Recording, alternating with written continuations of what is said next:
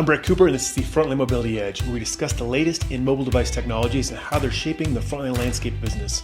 Thank you for joining us. Let's get started. Hello, welcome to this episode of the Frontline Mobility Edge. I'm Brett Cooper, joined today by Gary Lee from B2M. Gary, thank you for hopping on with me. My pleasure. Thanks for having me.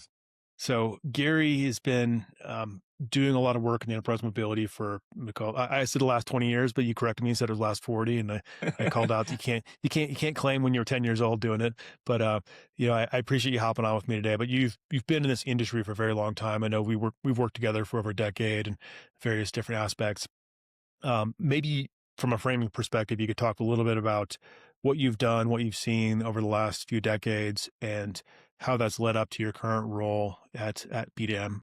Yeah, be happy to. So, started out many, many years ago in the software space, then sort of worked my way into telecommunications back in the day when we were making a big transition from analog to digital switching, and then started working in the internet days when it was very, very early stage. I think we got one of the first browsers out of Champaign, Illinois, and played around with that. And I know we were definitely one of Cisco's first customers. So you can look at my career over the decades I've been in the technology space as really being at the forefront of major changes.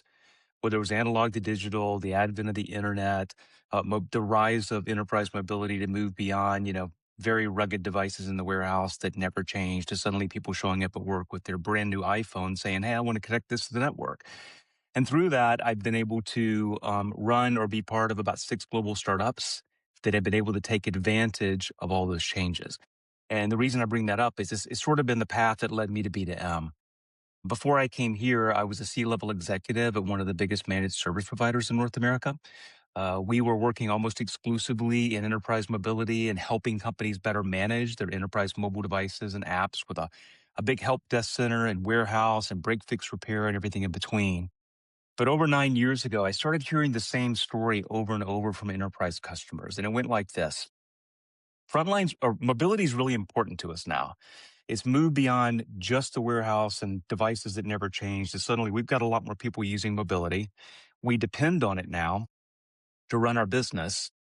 If they're having to call you with help desk calls, by definition, they're not working, we're down. So how can you flip the model? How can you become more proactive and just see problems as they happen and fix them? Well, I thought we've been doing that forever. Whether it's called SNMP or CMAP or whatever technology you want to throw at it, there's got to be a system out there that we can just start looking at all these mobile devices and reporting on them. That's where you and I met, actually, was I went out in the market to survey and find out who has any solution like this. BlueFletch had one. B2M Solutions out of the UK had one. I looked at the market. I looked at the fact it was a massive market that hadn't been exploited. And the startup guy in me said, these are the kind of odds I like. And I jumped ship to come here about 8 years ago. And it's been a tremendous journey ever since.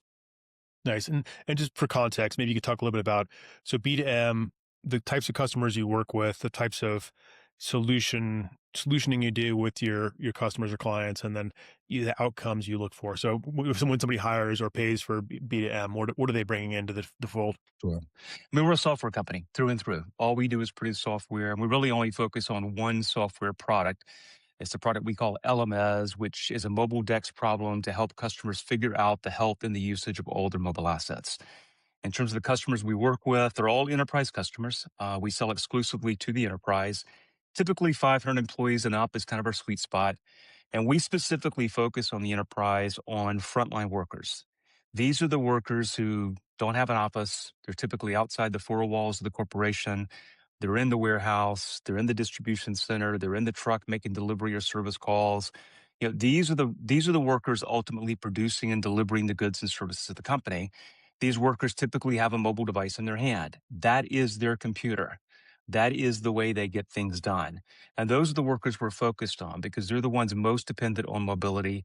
And right now, traditionally, the only way IT knows they have a problem with those devices is when they stop and pick up the phone and ring the help desk and say, "Help me." So we're flipping that model from being reactive to proactive and helping these enterprises better figure out the health and usage of these critical mobile assets for their frontline workers. We go to market through channel partners, either resale partners, or we do have partners who are integrating our software into their own services and software. So I have a question on the terminology. That's actually the first topic I had, the rise of mobile decks. So I think you and I were joking previously. We talked about this. Decks in the '90s was I was doing some vending machine stuff, and there was an interface called Dex, and then Samsung released a product called Dex. I think about 12 years ago for digital display. When you say Dex, can you articulate what that terminology means in the in your parlance? Sure. I mean, DEX is a fairly well understood industry segment now, especially if you read any of the Gartner reports or Forrester reports. DEX stands for Digital Employee Experience. DEX, Digital Employee Experience. It's a set of software and really underlying processes of how do we constantly evaluate and look at the experiences our employees are having with the digital technology we're putting in their hands every day. Is it positive, negative? How's it impacting them? So it's a whole architecture that's evolved over the last years and really, really exploded during COVID when suddenly every IT leader had to send an employee home with a desktop and say, good luck. DEX software emerged very quickly because the DEX software in those days was predominantly Windows balanced or Windows focused and allowed them to understand the health of these mobile devices or health of these Windows devices out in the field and also immediately fix problems as they occurred. So DEX as an architecture is not anything new in the industry. It's something that's well understood. We've got companies doing over 100 million in revenue in this space. What is new is that DEX has historically been inside the four walls on the Windows-based machines. We're now taking those same concepts and those same software architectures into the frontline worker and the mobile world and extending DEX beyond the front walls to these critical workers delivering and producing goods and services. So hence mobile decks. And Since mobile DEX. on that, one of the questions people might ask is like, I have Zodiac side, I have Intune, I have Workspace One. How you know, should those tools give me everything I need? Like what's the gap that you see that's between the just base level MDM versus like the high level analytics you provide? Sure. They're two different toolkits. It's like the difference between a hammer and a screwdriver. MDM tools are primarily about change management.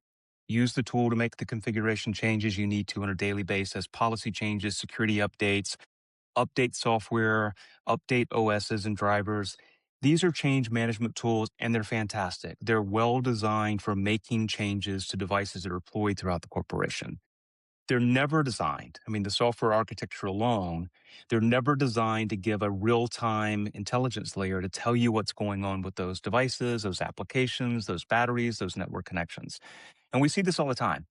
We especially see it. The best example I can give you is you'll use an MDM to push an app update out to the field.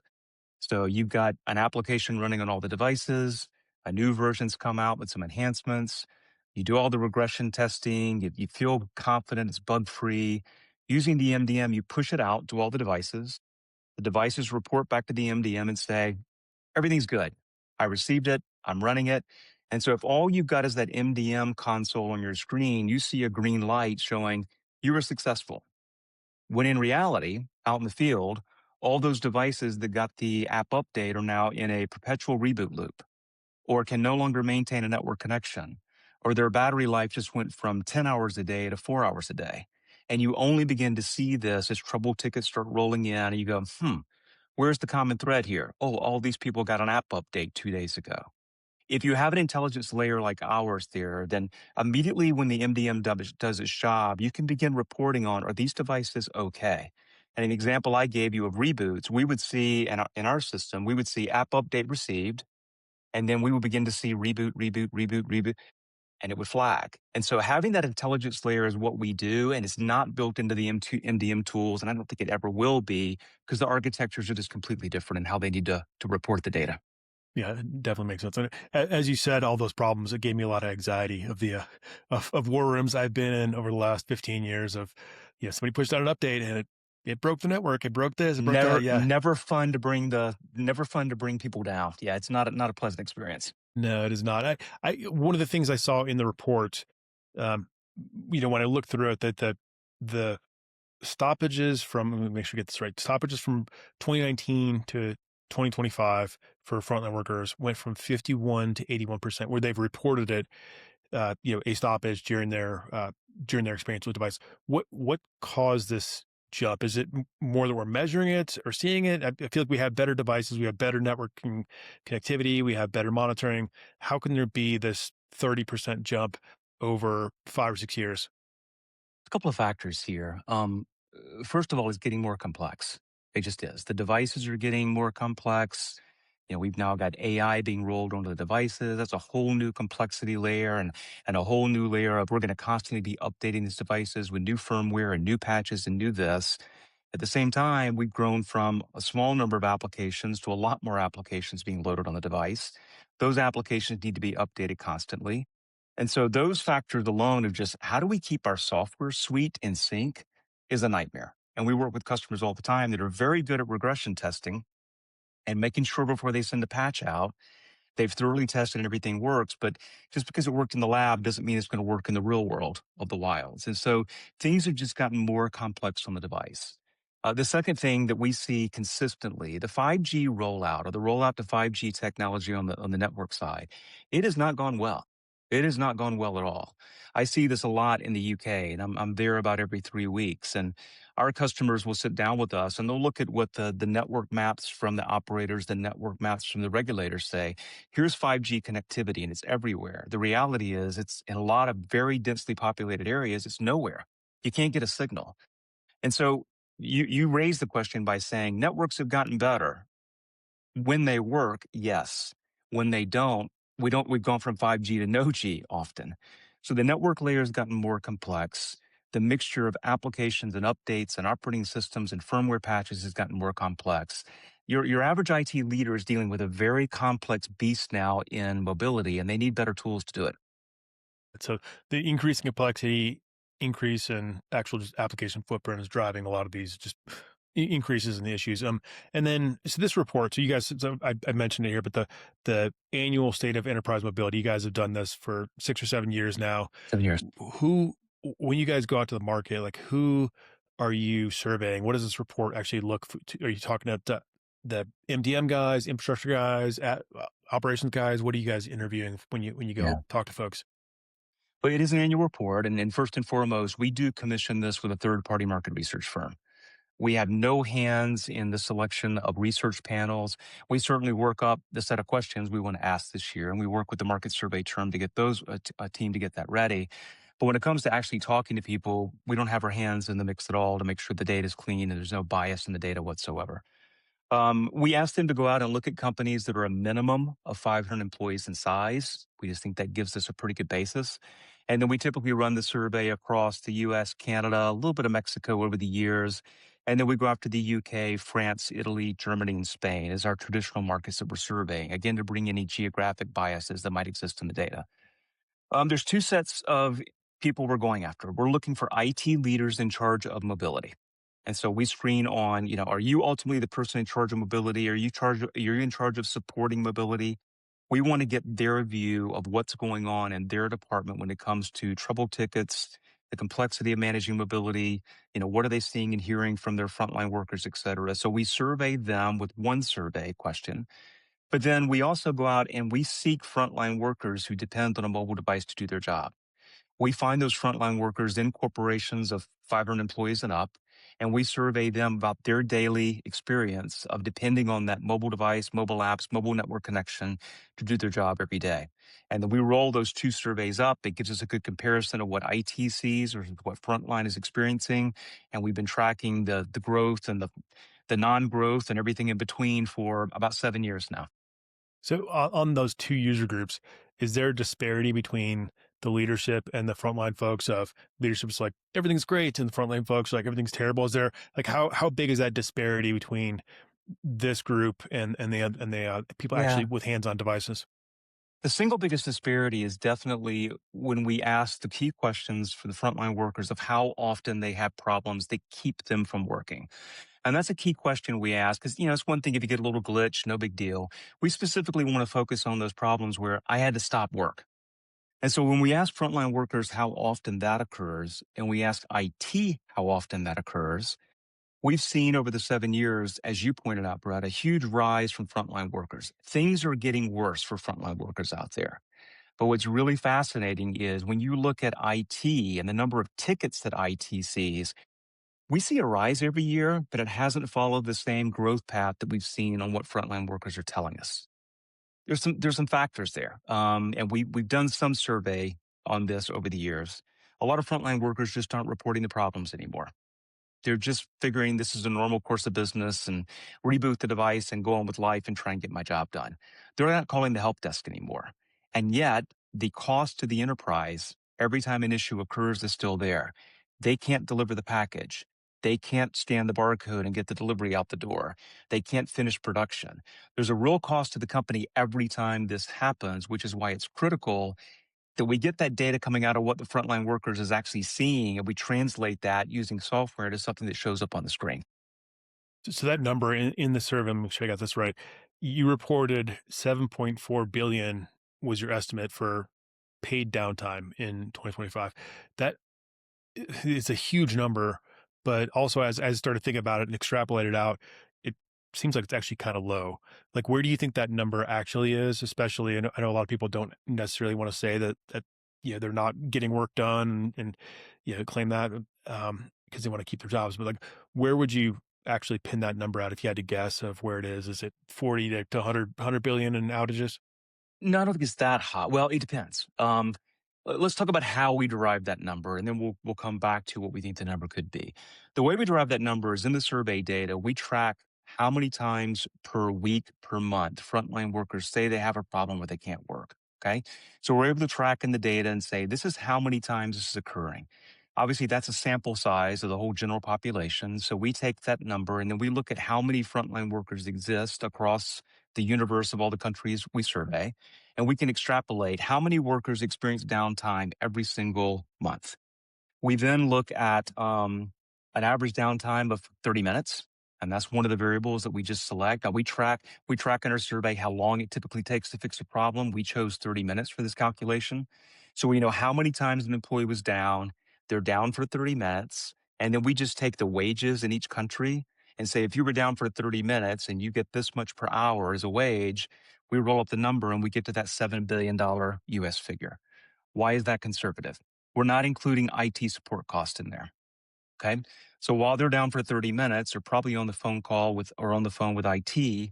And there's certainly a cost we all know of IT getting involved. We've got headcount, we've got overhead, we've got everything. That's not included in the $7 billion figure. Also, a lot of problems take longer than 30 minutes. If it's a broken device, if it's a lost device, if someone's out in the field, they've got to come back to the office. It's going to take an hour, hour and a half. And again, these are numbers we track. So we feel conservatively that we could be looking at something more like 27 billion if we begin to factor some of these other things in. And that's just productivity loss. I can't stress that enough. That's only the downtime we're seeing. It's not also then looking at the cost of replacement devices, lost devices, other things that are happening around this, lost revenue, having to ship a package twice. When you roll up all the numbers, yeah, Brett, we're looking at a huge, huge cost to enterprises, and it's a hidden cost right now. CFOs don't think this way because they've never had the data to do it. Now, I will tell you, for enterprises we're working with, we begin exposing some of this data, and they can begin to see their capital spend and ROI and spend, and how are these devices being used, and where are we having downtime. It really creates a great dynamic for IT, operations, finance to all get involved and say, how are we going to improve this? Because there's some very real cost savings on the table. Yeah, you can't manage it if you can't measure it. That's what they always say. Exactly. Yeah, Exactly. my next topic is it's a different area, but I'm going to call it the OEM landscapes. You mentioned the rugged devices, the frontline workers, these devices, and I'm going to call the frontline spaces majority Zebra or Zebra, depending what part of the world you're from. Honeywell, which is as we're talking now, might be becoming Brady or part of Brady, and then there's DataLogic, SpectraLink, Samsung, and then there's a slew, probably other 14, 15 other vendors that are specific or have different niches. How do you remain agnostic or work in this landscape where, some of these different people, so I know Honeywell has Up Intel, there's, Zebra has their, was Visibility IQ, I think they're renaming it, but how do you work in this landscape where you guys have a tool that does a lot more than their native tools, but you got to sort of maintain the Switzerland mindset? Yeah. It's challenging. I mean, it is. We certainly want to work with everyone in the industry, and so far we've been able to do that successfully. It's a big problem, as I said earlier in the conversation today, and so everyone I think can get their slice of the pie, and there's plenty of pie out there right now. And so we have been successful working with all the OEMs, including those who have a competing product. I think at the end of the day, though, the voice of the customer is going to be what ultimately decides who's going to win and who's going to lose in the industry. The voice of the customer to me is very clear. It's what I heard 9 years ago. I need visibility over my mobile assets, and I need that visibility regardless of what OEM I choose.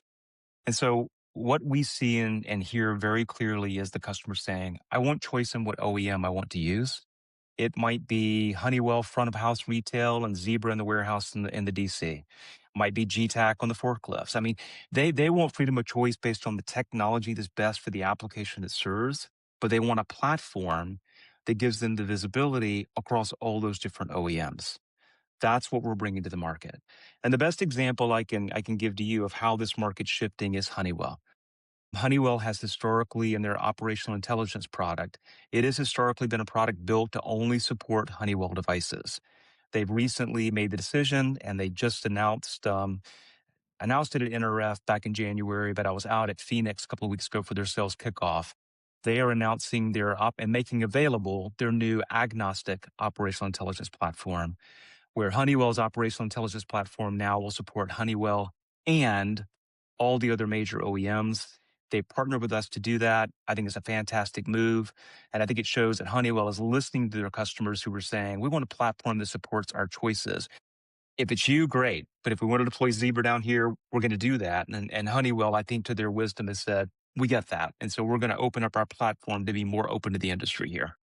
Yeah, I love that. Then, in fact, you called out that there is a different use case that every device is ideal for. There's no one device fits all. Yeah. It's just not going And to it happen out and it there. changes it changes in 2 years. Not every device is on the same refresh cycle. And so if my warehouse is about to go end of life and refresh 2 years from now, a lot's happened on technology in 5 years, and I need to have freedom of choice. Customers get that. And that's where the market is, and that's where we play, and we're gonna continue to play. And it's been a successful strategy for us so far. Yeah, it's a good one. The next question I had, or next topic was the survey you had when I read through it. Let me make sure I got the numbers right. The retail was about this year was 35%, transportation logistics 29, manufacturing 27, healthcare 20, and there was a couple other in there. Do you see any meaningful difference in the issues experienced across those verticals? Now we've cross-tabbed this thing like crazy looking for that. Can't find it. I've done cross-tab analysis even by company size, by this, by that. It's kind of crazy in this data how everything trends in the same direction. The top three issues we see in the data are consistently network performance, app stability, device stability, and batteries not lasting the entire shift. It's kind of scary how those numbers don't move around a whole lot depending on what industry you're in. So I think we're dealing with a technology problem more so than a what vertical do I work in problem. And I think the data spells that out pretty clearly. If you had to guess the correlation of battery issues against app versus network issues, would you say one is more problematic to the battery than the others? I know there's, when your device is roaming, you end up consuming more battery, but also I've seen really poorly written apps. Do you see one versus the other that's worse, or are they both equally bad at various places? They can both be equally bad, and they can both be equally bad. So we probably see more application issues than network issues just because the operators are tuned to this and do a pretty good job of trying to fix their network. Versus there's a lot of really bad apps being written out there, and whether it's a memory leak or anything else. And so, opportunity for you guys there at BlueFletch. But no, we see a lot of battery drainage, especially after an app update or an OS update. Suddenly, things just begin going crazy on battery life, and customers are wondering what to do. I mean, before we got involved with our software, we had a lot of customers who their first recourse, anytime someone said they had a battery issue, was just give them a new battery. Well, that's really expensive cost wise and horrible for the environment. And so now with our software, the first thing they can do is say, okay, there's a battery having an issue, but is the battery still healthy? And if it shows the battery's healthy, then I go to, all right, let's triage it further. What could be causing this battery to not perform like it did last week? What changes have happened, or where was the user using the device? How do we dig deeper and figure out what the root cause is here?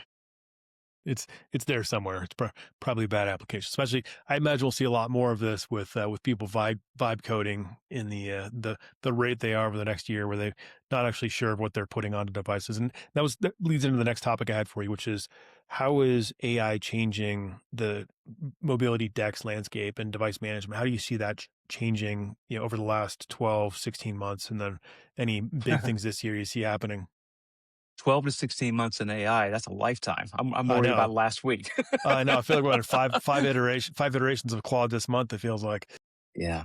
I think the two biggest trends that we're seeing right now is on the device side, on the physical, mobile device. There's no doubt we're seeing edge processing moving into the device. We're seeing AI built into the device.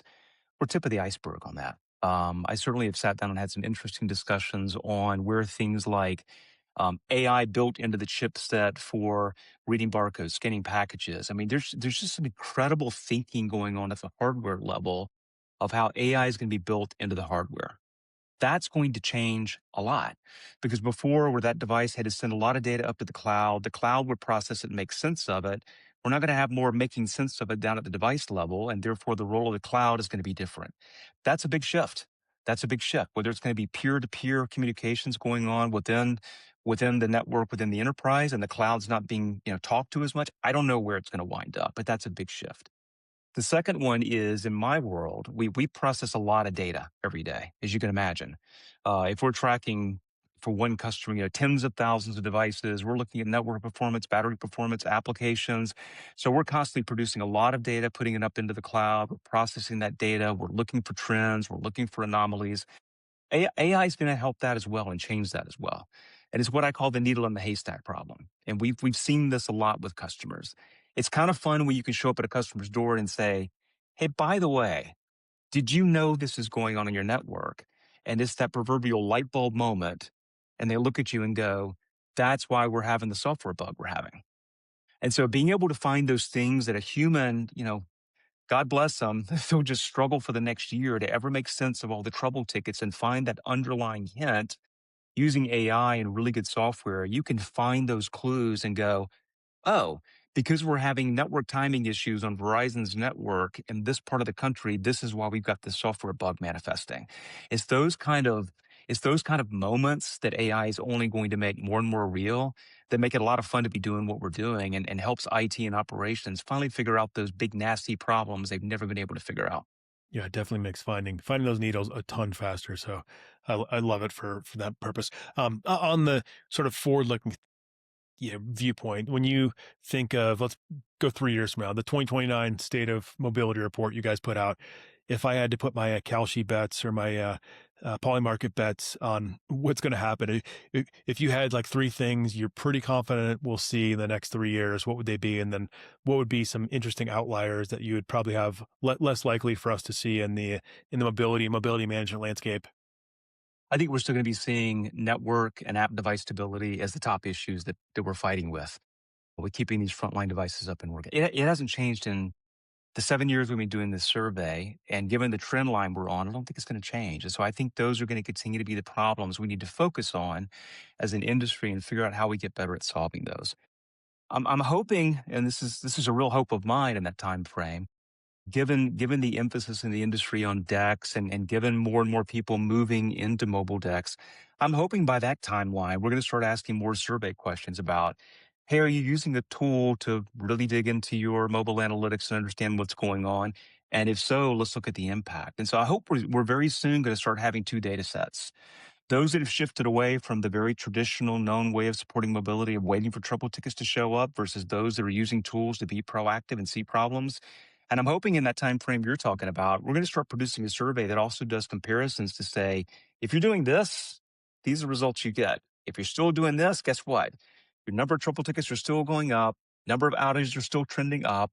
I think that's going to be the tipping point in this industry where we can walk in with that kind of data and have people go, it's not just anecdotal. It's not a salesperson talking. This is real. And that's certainly something we're driving towards.